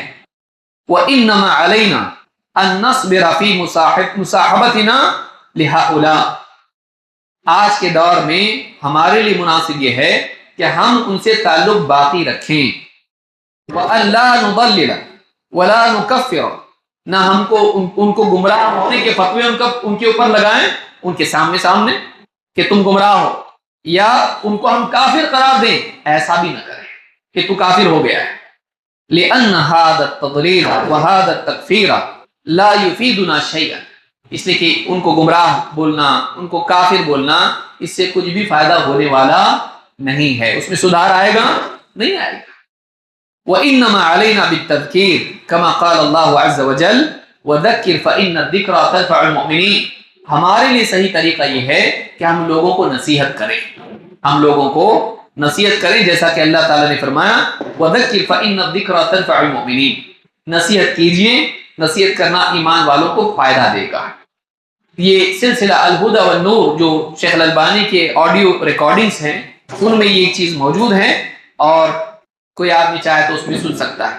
تو پوری بات کا خلاصہ یہ ہے کہ اہل بدعات جو بدعات کے داعی ہیں، ان سے ہم کو دور رہنا چاہیے، دور رہنا چاہیے اس اعتبار سے کہ ان کی مجلسوں میں لیکچر سننے کے لیے ہم نہیں جائیں، اور ان کے خطابات بھی آن لائن ہم نہیں سنیں، لیکن عوام جو ہے جو گمراہی میں پڑی ہوئی ہے، ان سے ہم تعلقات نہ توڑیں، بلکہ ان کو نصیحت کرتے رہیں، ان سے تعلق جوڑیں، اپنے اخلاق سے ان کو نرم کر کے اپنی بات ان تک پہنچائیں۔ کسی علاقے میں اگر تھوڑے لوگ اہل حق میں سے ہیں اور اہل باطل کی کثرت وہاں پر ہے، تو وہاں پر اعلان نہ کر دیا جائے کہ یہ گمراہ ہے، یہ بدعتی ہے، اور یہ لوگ گمراہ ہیں، یہ کافر ہو گئے، نہ کیا جائے۔ کیوں؟ اس لیے کہ نہ اس سے دعوت پنپ پائے گی اور نہ اس کی وجہ سے آپ محفوظ رہ پائیں گے۔ وہاں خاموشی اختیار کی جائے اور مثبت انداز میں اپنی دعوت پیش کرتے رہیں، یہاں تک کہ اللہ تعالیٰ اتنی قوت دے کہ آپ صحیح کو صحیح بولنے کے ساتھ ساتھ غلط کو غلط بھی بولنے کی پوزیشن میں آ جائیں۔ تو یہ بات ایسے علاقوں کے لیے جہاں مسلمان اہل حق اہل حدیث کمزور ہیں۔ یہ پہلا حصہ ہماری بات کا ہوا، اہل بدعات سے دوری، یہ اصل ہے۔ نمبر 2، اہل بدعات سے علم نہیں لیا جائے گا، یہ اس کی مزید اور ایک اگلی سیڑھی ہے، وضاحت کے ساتھ کہ دوری کا مطلب کیا، ان سے علم نہیں لینا، ان کی کتابیں نہیں پڑھنا، ان کے بیانات نہیں سننا، ان کی مجلسوں میں جا کر ان سے علم حاصل نہیں کرنا۔ بعض لوگ کرتے ہیں نا، فلاں صاحب ہیں، ان کی تفسیر بہت اچھی لگتی ہے، اپنے لوگ تفسیر نہیں کرتے تو کیا کریں گے، فلاں صاحب کی چل کے گاڑی پہ بیٹھ کے وہاں جا کے ان کی تفسیر سنتا ہے، جبکہ وہ تفسیر میں غلط باتیں بیان کرتا ہے۔ لیکن اس کو چونکہ قرآن کی تفسیر کا شوق ہے، اس شوق کی وجہ سے وہ ان کی مجلس میں جاتا ہے، اس کا نہ عقیدہ درست ہے، نہ اس کا منہج درست ہے، اس کی تفسیر کیسے سن پائے؟ میں بولے اچھی لگتی ہے جب بعض اوقات آدمی کہتا ہوں کہ صحیح لیتا ہوں، غلط غلط چھوڑ دیتا ہوں، آگے بھی وہ آئے گا۔ تو اہل بدعات سے علم حاصل نہیں کیا جائے گا۔ آن لائن کئی کورس چلتے رہتے ہیں، بہت سارے لوگ کہتے ہیں کہ ہمارے علاقے میں کوئی کورس نہیں ہے، فوراً جا کر پیسے بھی دیتے ہیں بعض اوقات، اور بعض اوقات فری کورس ہوتا ہے اور ان کے کورس اٹینڈ کرتے ہیں۔ کبھی وہ تفسیر میں ہوتا ہے، کبھی عربی زبان کا ہوتا ہے، کبھی سیرت میں ہوتا ہے، کبھی کچھ اور ہوتا ہے۔ کیا سلفی علماء کم ہیں جو ان سے علم حاصل کیا چھوڑ کر ہم دوسروں کے پاس جائیں؟ اہل حق سے ہی حق کو لیا جاتا ہے، اہل باطل سے، اہل بدعات سے، منحرفین سے نہیں۔ آئیے دیکھتے ہیں اس بارے میں سلف کا طریقہ کیا ہے۔ معمر کہتے ہیں کنت عند ابن طاؤس، میں عبداللہ ابن طاؤس کے پاس بیٹھا ہوا تھا۔ یہ عبداللہ ابن طاؤس کون ہیں؟ طاؤس ابن کیسان جو تابعی ہیں ان کے بیٹے۔ کہتے ہیں میں عبداللہ ابن طاؤس کے پاس تھا، وعنده ابن له، ان کے پاس ان کے ساتھ ان کے بیٹے تھے۔ اذ اتاه رجل یقال له صالح، ان کے پاس ایک آدمی آیا اور اس کا نام صالح تھا، صالح۔ یتکلم فی القدر، وہ تقدیر کے بارے میں کنفیوژن والی باتیں کرتا تھا، تقدیر کے بارے میں بحث کرتا تھا، تقدیر کے مسئلے پر ایسی باتیں کرتا تھا جو صحیح نہیں ہے۔ فتکلم بشیء فتنبہ، جیسے اس نے بات شروع کر دی تو یہ متنبہ ہو گئے۔ فادخل ابن طاؤس اصبعیہ فی اذنیہ، عبداللہ ابن طاؤس نے اپنے کانوں میں انگلیاں ڈال لی۔ وقال لابنہ، اور اپنے بیٹے سے بھی کہا، ادخل اصابعک فی اذنیک واشدد، اپنی دونوں انگلیاں کانوں میں ڈال لے اور مضبوطی سے کان بند کر لے۔ فلا تسمع من قولہ شیئا، اس کی ایک بات بھی مت سن، اس کی بالکل مت سن۔ کیوں؟ فإن القلب ضعیف، اس لیے کہ دل کمزور ہوتا ہے۔ دل کیسا ہوتا ہے؟ کمزور۔ قلب کو قلب اس لیے کہا جاتا ہے کیونکہ اس میں تقلب ہوتا ہے۔ تقلب کس کو کہتے ہیں؟ کروڑ بدلنے کو۔ نیند میں آپ کتنی کروڑیں بدلتے آپ کو بھی نہیں معلوم۔ کوئی بتا سکتا ہے میں دن میں 15 کروڑیں بدلتا ہوں؟ نہیں۔ آدمی کا دل کئی کروڑیں بدلتا ہے، آج ایسا ہے تو کل ویسا ہے، آج ایسا ہے کل ویسا ہے، آج ہدایت پر ہے کل گمراہی پر جا سکتا ہے۔ اسی لیے اللہ کے نبی صلی اللہ علیہ وسلم دعا کرتے تھے، یا مقلب القلوب ثبت قلبی علی دینک، اے دلوں کو الٹنے پلٹنے والے میرے دل کو اپنے دین پر جمائے رکھ۔ ہمارا نبی اپنے دل کے بارے میں ڈر رہا ہے اور ہم بے فکر ہوں میں سنتا ہوں کچھ نہیں ہوگا مجھ کو۔ سلف کیا کرتے تھے؟ اتنا سارا علم ہونے کے باوجود بھی وہ ڈرتے تھے۔ تقدیر کے بارے میں بحث کرنے لگ گیا، فوراً کان میں انگلیاں ڈالی، اپنی اولاد سے بھی کہا، اپنی اولاد کو بھی بچائیے، خود بھی بچیے، اپنی اولاد کو بھی بچائیے۔ انہوں نے کہا بیٹا اپنے کانوں میں انگلیاں ڈال لیں، بالکل سن مت اس کی بات۔ کیوں؟ اس لیے کہ دل کیا ہوتا ہے؟ دل بڑا کمزور ہوتا ہے، اس کی بات کان کے راستے سے دل میں جائے گی، نکل نہیں پائے گی۔ آدمی غلط کھا لے پاخانے کے راستے سے نکل جاتا، غلط سن لے دل میں نکلنے کا راستہ نہیں ہے۔ پیٹ میں ہے، پیٹ سے غلط چیز کے نکلنے کا راستہ ہے، دل سے غلط چیز کے نکلنے کا راستہ نہیں ہے۔ زندگی بھر وہ آپ کے دل میں غلط بات رہے گی اور ہمیشہ آپ کے دل کو کمزور کرتی رہے گی۔ وہ ایسا وائرس ہے جو نکلتا نہیں ہے۔ اس لیے غلط بات کو نہیں سننا، غلط بات کو نہیں سننا۔ بعض لوگ کیا کرتے ہیں؟ ہم رد کرنے کے لیے سن رہے ہیں۔ آپ پہلے اپنے دین کو سیکھیے۔ منکرین حدیث کا رد کرنے کے لیے ان کی بات سن رہا ہے، پرویز کی بات سن رہا، فلاں کی سن رہا، غامدی کی سن رہا، جاوید غامدی، یا شیعہ کی بات رد کرنے کے لیے شیعہ کی ویب سائٹ پہ جا رہا ان کی کتابیں، یا علی مرزا کو سن رہا ہے، نہیں دیکھیں گے کیا بولتا ہے، میں اس کا رد کرنا چاہتا ہوں۔ مت کیجیے، آپ کا کام نہیں ہے، یہ علماء کو چھوڑ دی، کچھ تو کام علماء کے لیے چھوڑیے بھائی، سارا آپ کریں گے، سارا ہی آپ کریں گے تو علماء کیا کریں گے؟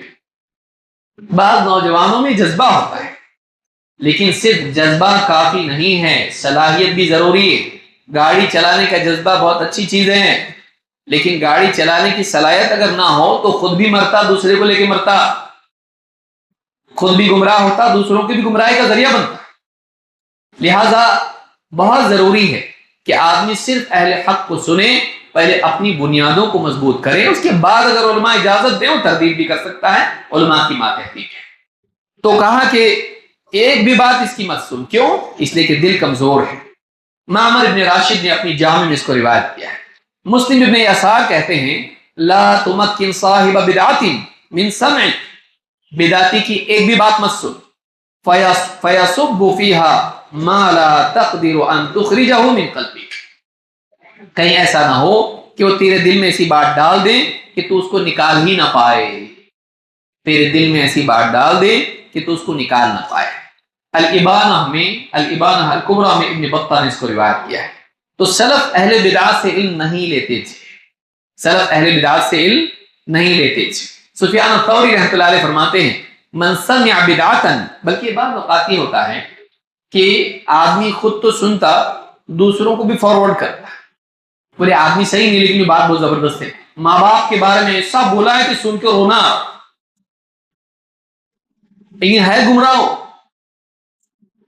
بعض اوقات کوئی اہل بدعات میں سے اہل حدیث کی تعریف بھی کر دیتا ہے، اس کو بہت اچھا لگتا ہے، ایک دم فین ہو جاتا ہے اس کا، بولے اپنے لوگوں کو اچھا بولتا ہے، تو کیا کرتا پھر اس کو سننا شروع کرتا، اور ایک آدھ بات، کتنا بھی غلط آدمی ہو کچھ باتیں تو صحیح بولتا ہے نا، تو اس کی وہ باتیں کیا کرتا ہے اپنے متعلقین میں فارورڈ کرتا ہے، یہ چیز صحیح نہیں ہے۔ بلکہ بعض اوقات وہ غلط بات بولنے والا اس کی غلط بات کو آدمی بھیجتا ہے دوسروں کو، دیکھو کسی غلط بات بول رہے ہیں، لیکن آپ نے اس کو غلط جانا، جس کو آپ نے بھیجا ہے ہو سکتا ہے وہ بات اس کو پسند آ جائے، تو غلط باتوں کی ترویج بھی نہیں کرنا، اس کو عام نہیں کرنا۔ سفیان الثوری رحمۃ اللہ علیہ فرماتے ہیں من سمع بدعتا، جو کسی بدعت کے بارے میں سنے، فلا یحکیھا لجلسائہ، وہ اپنے ساتھ بیٹھنے والوں کے سامنے اس کو بیان بھی نہ کرے۔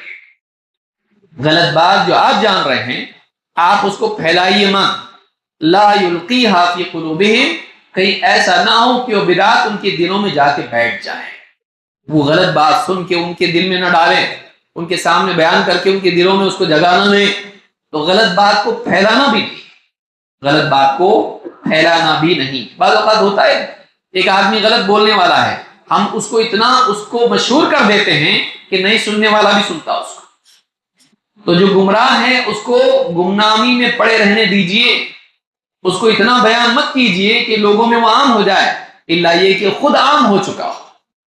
اگر کوئی خود عام ہو گیا ہے تب جا کر علماء اس کی تردید کرتے ہیں، لیکن جب تک کہ وہ عام نہیں ہوا اگر اس کی تردید شروع کر دی جائے تو ایک اعتبار سے وہ تردید اور ایک اعتبار سے ترویج ہو جاتا ہے، اس کو عام کرنے کا ذریعہ ہم بن جاتے ہیں۔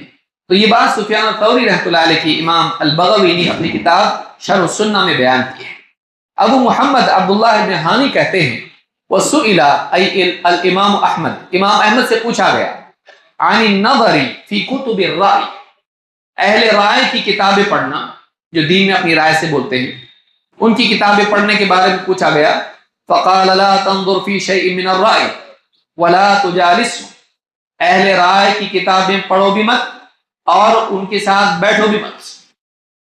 تو غلط کتابیں پڑھنا بھی نہیں، غلط کتابیں آن لائن فری مل رہی PDF تو پڑھ لیں گے آپ، نہیں پڑھنا اس کو، غلط کتاب پڑھنا نہیں، غلط خطاب سننا نہیں، اور غلط لوگوں کی صحبت میں بیٹھنا نہیں، اپنے اوپر کانفیڈنس نہیں رکھنا، اپنے اوپر بھروسہ رکھنا سب سے بڑی جہالت ہے۔ نہیں مجھ کو کچھ نہیں ہوگا، اللہ کے نبی صلی اللہ علیہ وسلم کی دعاؤں میں سے ایک دعا ہے، وہ کیا دعا ہے؟ وَلَا تَكِلْنِي إِلَى نَفْسِي طَرَفَةَ عَيْنٍ، اے اللہ پلک جھپکنے کے بقدر بھی مجھے اپنے حوالے مت کر، تو میری حفاظت کر، مجھے بچا، میرے حوالے مجھ کو مت کر۔ ہم کیا بولتے ہیں؟ نہیں میں ہوں نا، میں مضبوط ہوں، میں پکا ہوں، میں سمجھا ہوا ہوں، میں جانکار ہوں، میں ایکسپرٹ ہوں۔ نہیں ہے کوئی ایکسپرٹ، کبھی بھی دل بدل جاتا ہے، اچھے اچھوں میں دل بدلیں، اس کی مثالیں ساری بیان کی جا سکتی ہیں، اچھے اچھوں کے دل بدل جاتے ہیں، بعض لوگ تردید کے لیے جاتے ہیں لیکن اسی کا حصہ بہہ کے نکل جاتے ہیں، تو آپ ان چیزوں سے بچیں، اہل بدعات کو پڑھنے سے سننے سے آپ بچیں۔ بعض لوگ کیا بولتے ہیں؟ میں اہل حق کی مجلس میں بیٹھتا، اہل باطل سے بھی سنتا ہوں، دونوں سے نہیں سننا، میں ان کا صحیح صحیح لیتا ہوں، غلط غلط چھوڑ دیتا ہوں۔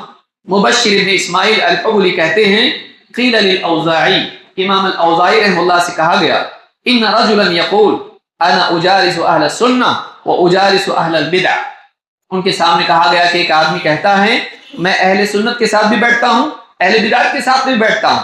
فقال الاوزاعی، امام الاوزاعی نے کہا ھذا رجل یرید ان یساوی بین الحق والباطل، یہ آدمی حق اور باطل کو ایک کر دینا چاہتا ہے، دونوں کو برابر کرتا ہے۔ حق اور باطل برابر ہو سکتے ہیں۔ فماذا بعد الحق الا الضلال، حق کے بعد سوائے گمراہی کے بچتا کیا ہے؟ حق کے بعد سوائے گمراہی کے اور کچھ نہیں ہے۔ تو اہل حق اور اہل باطل دونوں برابر نہیں ہو سکتے، تو اہل حق کی مجلس میں بیٹھنا، اہل باطل کی نہیں بیٹھنا۔ الابانہ میں یہ بات موجود ہے۔ نمبر 3، تیسری بات اور تیسرا حصہ ہماری گفتگو کا، اہل بدعات کا رد کیا جائے کہ نہیں کیا جائے۔ موجودہ دور میں معاملہ یہ بنا ہے کہ سب کا ساتھ، سب کا وکاس، سب کو لے کے چلو، پیار محبت سے رہو، گلے ملو، پریم کی بولی بولو۔ یہ جو ماحول ہے، یاد رکھیے سلوک میں نرمی، اصول میں سختی۔ سلوک میں آدمی اخلاق باخلاق رہے، نرم مزاج رہے، لیکن جہاں اصول کی بات آتی ہے، اصول میں نرمی برتی جائے گی، اصول میں ملائم ہوں گے نہیں، اصول میں اصول، حق بیانی، صحیح کو صحیح بولنا، غلط غلط بولنا، یہ ہمیشہ باقی رہنا چاہیے۔ بد اخلاقی کے ساتھ میں نہ ہو، اس کو اخلاق کے ساتھ بولا جائے۔ ادع الی سبیل ربک بالحکمہ، اپنے رب کی راہ کی طرف بلا حکمت کے ساتھ، تو حق بات حکمت کے ساتھ بولی جائے، لیکن یہ نہ ہو کہ ہم آپس میں مل جل کے رہو تو کوئی کسی کو غلط نہ بولے، یہ اہل حق کا طریقہ نہیں ہے۔ اس امت کا امتیاز ہے تأمرون بالمعروف وتنہون عن المنکر، تم بھلائی کا حکم دیتے ہو، برائی سے روکتے بھی۔ خالی نہیں کہ نیک نیک بولو، اچھا اچھا بولو، برا مت بولو، نہیں، غلط کو غلط بولا جائے گا۔ جہاں صحیح کو صحیح بولنا ہے وہاں غلط کو غلط بھی بولنا ضروری ہے، چاہے کسی کو برا لگے۔ ہاں، برے انداز میں نہیں بولیں گے، بد اخلاقی کے ساتھ نہیں بولیں گے، لوگوں کے اوپر طعنے کر کے نہیں بولیں گے، بلکہ ایسے انداز میں بولیں گے جس سے بات سمجھ میں آئے، لوگوں کے دل میں بات اترے۔ لیکن حق بات بولنی پڑے گی، حق بات بولنی پڑے گی۔ ابن تیمیہ رحمۃ اللہ علیہ فرماتے ہیں وَمِثْلُ أَئِمَّةِ الْبِدْعِ مِنْ هَذِهِ الْمَقَالَاتِ الْمُخَالِفَةِ لِلْكِتَابِ وَالسُّنَّةِ، کتاب و سنت کے خلاف لکھنے والے، بولنے والے بدعتیوں کے بارے میں، ان کے اماموں کے بارے میں، او العبادات المخالفۃ للکتاب والسنہ، یا کتاب و سنت کے خلاف عبادات کرنے والے، عقائد گھڑنے والے، افکار پیش کرنے والے، یا اعمال و عبادات میں مبتلا لوگ جو بدعات کے امام ہیں، فإن بیان حالهم وتحذير الأمة منهم واجب باتفاق المسلمین، ایسے لوگ جو بدعات کی دعوت دیتے ہیں، بدعات کے امام ہیں، ایسے لوگوں کے بارے میں امت کو خبردار کرنا اور ان کے حال کو واضح کرنا، ان کے حال کو بیان کرنا، یہ سارے مسلمانوں کا اتفاق ہے کہ یہ واجب ہے۔ یہ واجب ہے کہ لوگوں کو بتایا جائے فلاں کو مت سنو، گمراہ ہے، فلاں کے پیچھے مت جاؤ، گمراہ ہیں۔ ایسے لوگ جو گمراہ ہیں، کہ غلط عقائد پیش کرتے ہیں، غلط افکار پیش کرتے ہیں، غلط راہ عمل امت کو دکھاتے ہیں، تو ایسے لوگوں کے بارے میں امت کو خبردار کرنا واجب ہے۔ ابو الحسن اشعری کہتے ہیں وَأَجْمَعُوا عَلَى ذَمِّ سَائِرِ أَهْلِ الْبِدْعِ وَالتَّبَرِّ مِنْهُمْ، جتنے بھی بدعاتی ہیں، اہل بدعت سے مراد بدعت کے داعی، اس کے امام، ان کو برا بتانا، ان کی مذمت اور ان سے برات کا اعلان کرنا، ہمارا ان کا کوئی لینا دینا نہیں ہے، ان سے برات کا اعلان کرنا، اس پر ساری امت کا اجماع ہے کہ ایسا کرنا چاہیے۔ امام احمد بن حنبل کے بارے میں آتا ہے، عبداللہ بن احمد بن حنبل کہتے ہیں قلت لأبی، میں نے اپنے والد سے کہا ما تقول فی اصحاب الحدیث، ان اہل حدیث کے بارے میں آپ کا کیا کہنا ہے؟ یاتون الشیخ، جو ایک شیخ کے پاس، ایک بزرگ کے پاس جاتے ہیں، لعلہ ان یکون مرجئا او شیعیا، ممکن ہے وہ مرجی ہو، ایک فرقہ ہے مرجیہ، ان میں سے ہو، یا شیعہ ہو، او فیہ شیء من خلاف السنہ، یا اس میں سنت کی مخالفت میں سے کچھ چیز پائی جاتی ہو، ایسعنی ان اسکت عنہ ام احذر عنہ، میں اس کے بارے میں چپ رہوں یا بتاؤں؟ کیونکہ کچھ اہل حدیث اس کے پاس جا رہے ہیں، اس سے علم حاصل کر رہے ہیں، وہ شیعہ ہو سکتا ہے یا بدعات میں مبتلا ہو سکتا ہے، مرجئہ میں سے ہو سکتا ہے، یا خلاف سنت وہ آدمی لوگوں کی رہنمائی کرتا ہے، تو اس کے بارے میں خبردار کروں یا خاموش رہوں؟ فقال ابی، امام احمد ابن حنبل نے کہا، ان کان یدعو الی بدعۃ وهو امام فیها ویدعو الیہا نعم تحذر عنہ، اگر وہ آدمی جس کے پاس لوگ جا رہے ہیں اگر وہ بدعت کی دعوت دیتا ہے، اس بدعت میں امامت ہے یعنی بڑا مانا جاتا ہے، لوگ اس کے پیچھے چلتے ہیں، پیشوا ہیں، اور اس بدعت کی دعوت دیتا ہے، تو اس کے بارے میں ان لوگوں کو خبردار کرنا ضروری ہے، لوگوں کو بتانا ضروری ہے، اس سے علم حاصل مت کرو، اس کی طرف مت جاؤ۔ بہت سارے لوگوں کو الکفایہ فی علم روایہ میں خطیب بغدادی نے اس کو روایت کیا ہے، بعض لوگ کہتے ہیں نا مت بولو کسی کے بارے میں برا، بھائی کسی کے بارے میں برا مت بولو، ہو سکتا ہے اللہ معاف کر دے ان کو، ہو سکتا ہے اللہ معاف کر دے، لیکن ہو سکتا ہے جو اس کے پیچھے چل رہا ہے اس کو معاف نہ کرے، اللہ جس کو چاہے گا معاف کرے گا۔ تو آپ ایک غلط آدمی کے پیچھے لوگوں کو جانے کی دعوت کیوں دے رہے ہیں؟ غلط کو غلط بولنا ضروری ہے، غلط کو غلط بولنا ضروری ہے۔ تو یہاں آپ دیکھیں گے کہ امام احمد نے کہا کہ بتانا ضروری ہے۔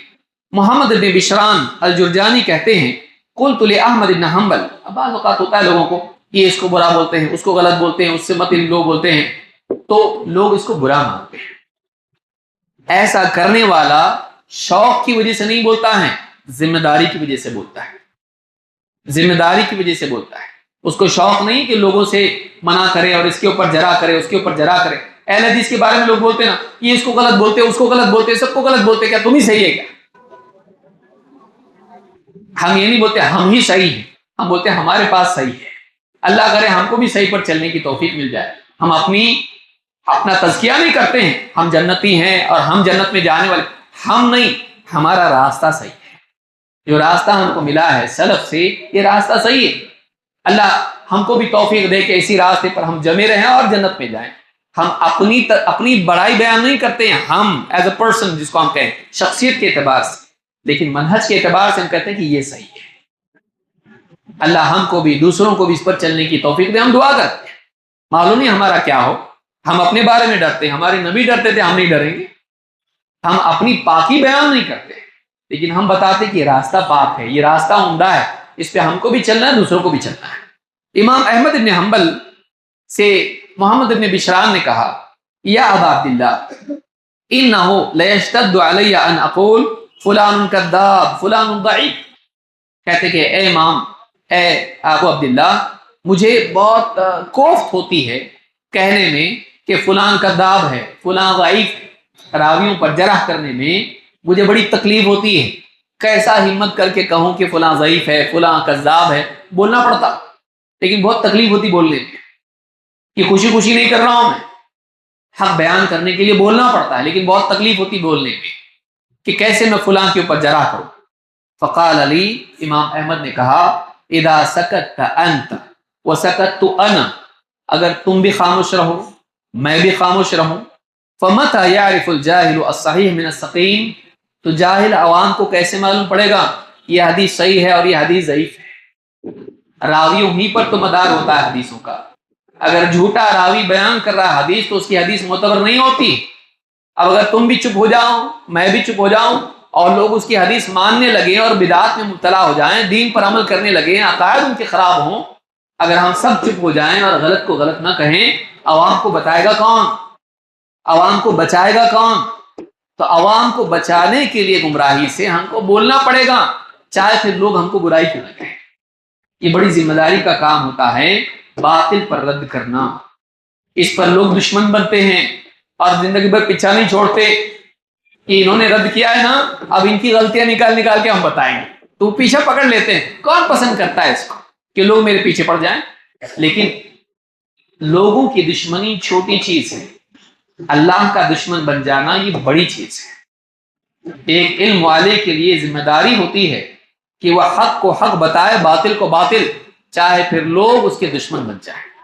اور یہی انبیاء کا طریقہ ہوتا ہے کہ وہ لوگوں کو غلط کیا ہے بتاتے ہیں، اور قومیں ان کے دشمن بن جاتی ہیں، ان کو پتھر مارتی ہے، کیچڑ اچھالتی ہے، اور ان کے سر پہ مٹی ڈالتی ہے، ان کی جانوں کی دشمن بن جاتی ہے، لیکن وہ بولنا نہیں چھوڑتے۔ کیوں؟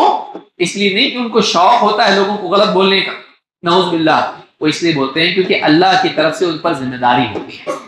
تو علماء آپ دیکھیں ہر زمانے میں انہوں نے مصیبت اٹھائی، اور غلط کو غلط بولنے کی وجہ سے انہیں جیلوں میں جانا پڑا، انہیں کتنی مصیبتیں برداشت کرنی پڑی، اہل بدعت ان کے دشمن بنے، ابن تیمیہ رحمۃ اللہ علیہ ہوں، یا اسی طرح سے اوپر سے آپ آئیں امام احمد ابن حنبل کو دیکھیے، امام ابو حنیفہ سے لے کے امام شافعی سے لے کے امام مالک سے لے کے سبھی کو تکلیفیں برداشت کرنی پڑی۔ کیوں؟ حق بیان کیا ہوا ہے، حق کو چھپایا نہیں، صحیح کو صحیح کہا تو غلط کو غلط کہا۔ اور بعض اوقات غلط والوں کے پاس طاقت ہوتی ہے، عوام کی طاقت ہوتی ہے، سماج کی طاقت ہوتی ہے، ان کے پاس قانونی طاقت ہوتی ہے، ان کے پاس حکومت کی طاقت ہوتی ہے۔ امام البخاری کا آپ حال دیکھیں، کتنی پریشانی ان کو اٹھانی پڑی، تنہائی کے حال میں ان کی وفات ہوئی ہے کہ کوئی ان کے پاس موجود نہیں تھا جب ان کی وفات ہوئی۔ کیوں؟ ان کے اوپر تہمتیں لگی، ان کے اوپر جس کے خلاف وہ تھے وہی تہمت ان پر لگائی گئی، اور ان کو اپنے علاقے سے نکلنا پڑا۔ عام طور سے آپ دیکھیں گے کہ اہل حق کو تکلیف اٹھانی پڑتی ہے۔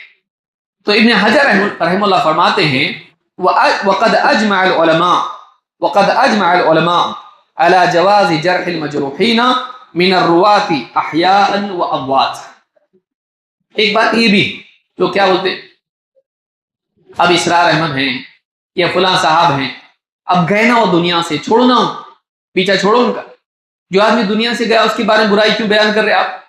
ان کی تفسیر مت سنو، ان کا عقیدہ وحدت الوجود والا ہے، یا وہ لوگوں کو اخوانیت کی یا خارجیت کی دعوت دیتے ہیں، حکومتوں کے خلاف ورغلاتے ہیں، اور یہ غلطی یہ غلطی یہ غلطی، کیوں کیڑے نکالتے بھائی آپ لوگ؟ ان کے مر گئے نا، گئے نا دنیا سے، تو چھوڑ دو نا، ان کے لیے رحمت کی دعا کرو۔ تو بعض لوگ یہ کہتے ہیں کہ جو لوگ دنیا سے چلے گئے ان کے بارے میں برا ہو۔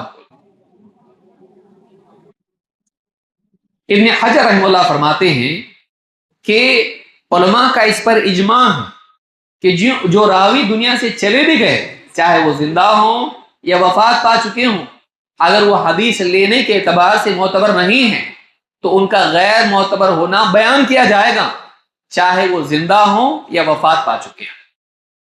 تو چاہے وہ حدیث کا معاملہ ہو، چاہے وہ عقیدے کا معاملہ ہو، چاہے وہ دین کا معاملہ ہو، ایسے لوگ جو غلط بات کی دعوت دیتے ہیں ان کے بارے میں بیان کرنا واجب ہے، اور اس پر پوری امت کا اتفاق ہے، چاہے وہ لوگ دنیا سے جا چکے ہیں۔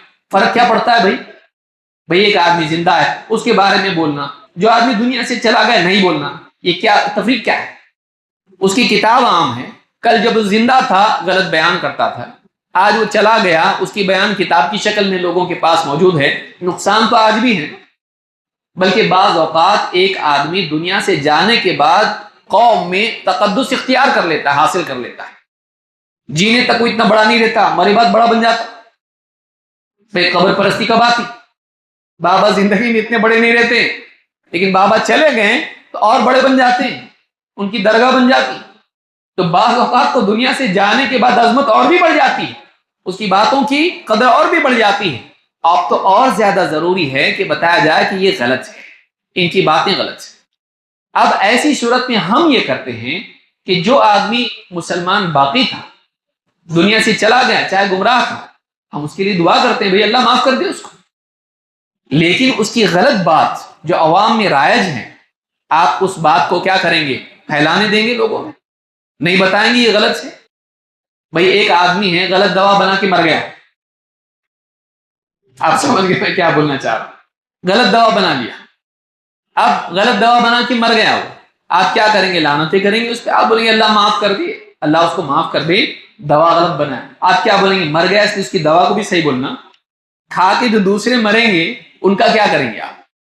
تو اس کی غلط دوا کو غلط نہیں بولیں گے آپ، اب یہ نہیں بولیں گے کہ اس نے یہ جو دوا بنائی تھی وہ غلط بنائی تھی، اور اس میں ہلاکت ہے، اس میں نقصان ہے، اللہ اس کو معاف کرے، لیکن یہ غلط ہے، وہ غلط تھا، اس نے غلط کام کیا ہے، نہیں بتائیں گے آپ لوگوں کو، کھانے دیں گے لوگوں کو غلط دوا۔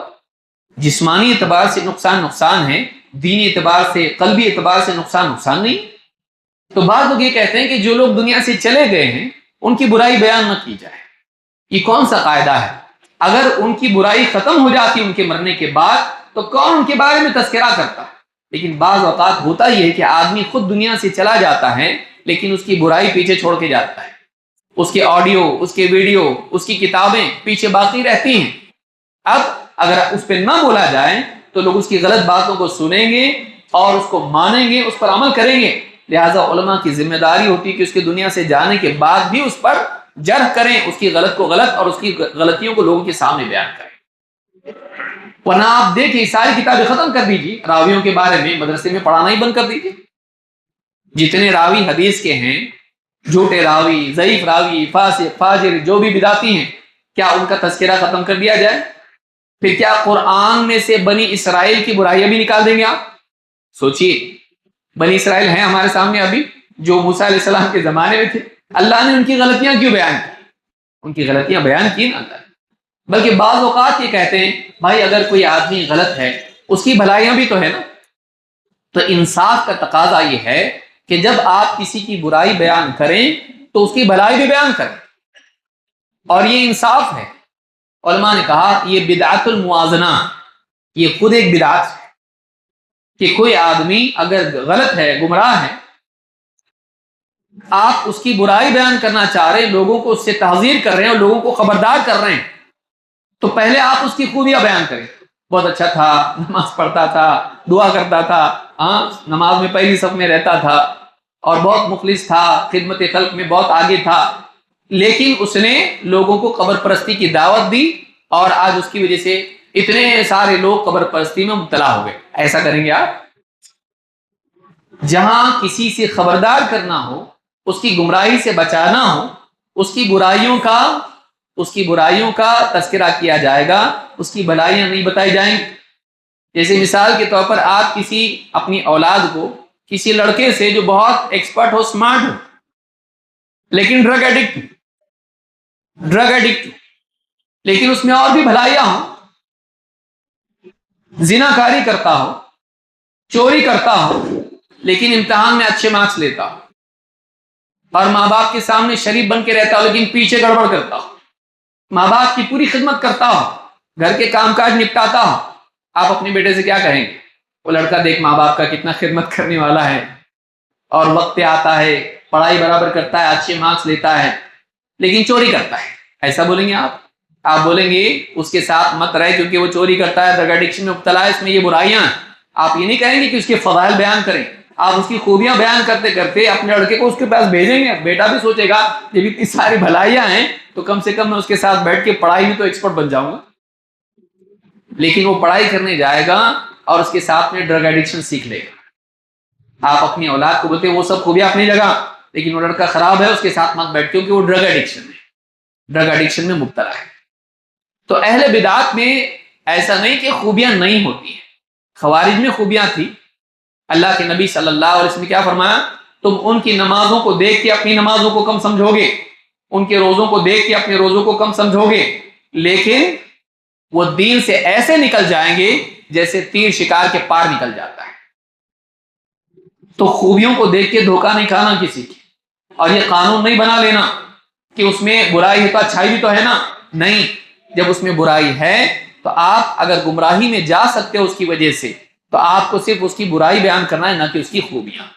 تو یہ کچھ باتیں تھیں جو اہل بدعت کے تعلق سے قاعدہ ہیں، اور بہت سارے اور بھی باتیں ہیں کہ اہل بدعت سے دور رہنا چاہیے اور ان کی باتوں کو، ان کے بیانات کو، ان کی کتابوں کو سننا پڑھنا نہیں چاہیے، اور ان کا اچھا چلیں گے، برا برا چھوڑیں گے ایسا بھی نہیں کرنا چاہیے، کیونکہ دل کمزور ہے.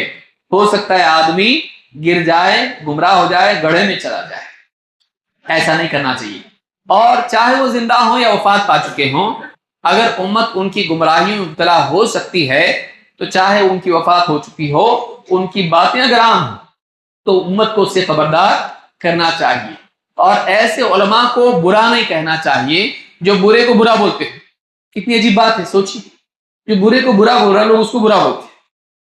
تو ایسا بولنے والے برے، جو برے کو برا بولتا ہے اس کو برا بولنے والا برا ہے. یاد رکھیں گے اس بات کو، اس کو یاد رکھیے آپ. یہ امت کی ذمہ داری، یہ علماء کی ذمہ داری ہے جہاں وہ امر بالمعروف کرتے ہیں نہی عن منکر بھی کرتے ہیں۔ بلکہ اللہ کے نبی صلی اللہ علیہ وسلم کی ایک حدیث ہے، آپ نے فرمایا کہ میری امت میں بعد کے دور میں ایسے لوگ ہوں گے جن کو پہلوں کی طرح اجر ملے گا، پہلوں کی طرح اجر ملے گا۔ کیا کریں گے؟ آپ نے فرمایا ینکرون المنکر، وہ برائیوں پر نکیر کریں گے۔ بعد کے دور میں حق اور باطل اس طرح سے مکس اپ ہو جائے گا کہ لوگوں کے لیے تمیز مشکل ہو جائے گی۔ ایسے وقت میں خصوصی طور پر بدعت اور اہل بدعت اور گمراہیوں سے بچانا لوگوں کو ضروری ہوگا۔ آپ دیکھیں کتنے نوجوان ہیں جو اسرار احمد کی تقریریں سن کے آج جیلوں میں جا کے بیٹھے ہوئے ہیں۔ کیا ہوا؟ ان کی زندگیاں خراب ہو گئی، ماں باپ پریشان، جماعت کا نام بدنام۔ ہمارا آدمی بعض اوقات ہوتا ہے لیکن ان کی سن کے غلط راستے پر نکل جاتا ہے، وہ جماعت میں باقی بھی نہیں رہتا، وہ ہمارا بھی بولنے لائق نہیں رہتا۔ کچھ لوگ آتے ہیں جیسے چڑیا آتی ہیں، تتلیاں آتی ہیں، ایک ڈال پیشاب پہ بیٹھی تھوڑی دیر کے لیے اور پھر کہیں اور چلی جاتی ہے، نام ہمارا خراب کرتے ہیں۔ نماز ہم سے سیکھتا ہے لیکن عقیدہ، منہج اور سیاسی اصول وہ کہیں اور سے لے لیتا ہے اور نام جماعت کا خراب ہو جاتا ہے، وہ ہمارا نہیں ہوتا ہے۔ لہذا یہ بہت ضروری ہے کہ اس دور میں غلط کیا ہے یہ خاص طور سے بتایا جائے، کیونکہ بہت سارے لوگوں کو صحیح تو معلوم ہوتا ہے لیکن غلط سے بچنے کا سلیقہ نہیں ہوتا ہے۔ اس لیے آج کے دور میں اس کی اہمیت بہت زیادہ ہے۔ اللہ رب العالمین ہم سب کو اہل سنت میں سے بنائیں اور صحیح معنوں میں ہم کو اہل حدیث اور سلفی بنائیں، اہل بدعات سے بچنے کی ہم سب کو توفیق عطا فرمائیں اور ایسے علماء سے جڑے رہنے کی توفیق عطا فرمائیں جو ہم کو حق اور باطل بتاتے ہیں۔ یا ضمن ایک بات میں آخر میں ایک جملے میں بتاؤں گا کہ اگر اہل حق علماء سے غلطی ہو جاتی کسی مسئلے میں تو ان کو اہل بدعات میں شمار نہیں کرنا چاہیے۔ اہل حق علماء سے بھی علمی اعتبار سے کسی مسئلے میں غلطی ہو سکتی ہے، منہجی اعتبار سے بھی کوئی غلطی ان سے ہو سکتی ہے اور بڑے عالم سے بھی ہو سکتی ہے۔ اب نوجوان ڈنڈا لے کے ترازو لے کے بیٹھ نہ جائیں اور بڑے بڑے علماء پر بھی حکم لگانے لگیں ان کا بھی منہج صحیح نہیں ہے، ایسا نہ کریں۔ اس کام کو علماء کے سپرد کریں، اس کا یہ بہت نازک کام ہے۔ ایک ہی دوا سارے لوگوں کو نہیں دی جا سکتی، ایک ہی چیز سے ساری چیزوں کو نہیں پرکھا جا سکتا ہے، یہ علماء کا کام ہے۔ بعض اوقات کسی عالم سے بھی منہجی معاملے میں، کسی اصولی معاملے میں غلطی ہو سکتی ہے اور ماضی میں ہوئی۔ بہت سارے اقوال علماء کے تھے، وقت نہیں اس لیے نہیں بتا رہا ہوں، لیکن بڑے عالم سے بھی کسی مسئلے میں غلطی ہو سکتی ہے۔ نوجوان جلد بازی میں گڑبڑ کرتے ہیں، بڑے بڑے علماء پر اس طرح کے یعنی کلمات اور حکم لگانا شروع کر دیتے ہیں، ان کا منہج صحیح نہیں، ان کا منہج صحیح نہیں۔ آپ اپنے ہاتھ میں وہ چھری نہ رکھیں جو ڈاکٹر کے ہاتھ میں ہوتی ہے، ڈاکٹر کو کام کرنے دیجئے، آپ وہ کام مت کر دیجیے۔ یہ نہیں بولی چھری ہے نا اور کیا رہتا، کاٹنا ہی تو پڑتا نا، مجھ کو بھی آتا، نہیں کیجیے، آپ علماء کو کرنے دیجیے اور ہر ایک پر آپ حکم نہ لگائیں، آپ حکم کو نقل کریں، اپنی طرف سے حکم نہ لگائیں، اس کو یاد رکھیں۔ دوا کی چٹھی آپ لے کے جائیے، کسی کو دے سکتے ہیں لیکن آپ کو چٹھی مت لکھیے، اپنی طرف سے دوا مت لکھیے۔ اللہ تعالی ہم کو سمجھ عطا فرمائیں اور افراط اور تفریط سے بچتے ہوئے صحیح منہج پر قائم رہنے کی توفیق عطا فرمائیں۔ اقول ھذا واستغفر اللہ لي ولکم۔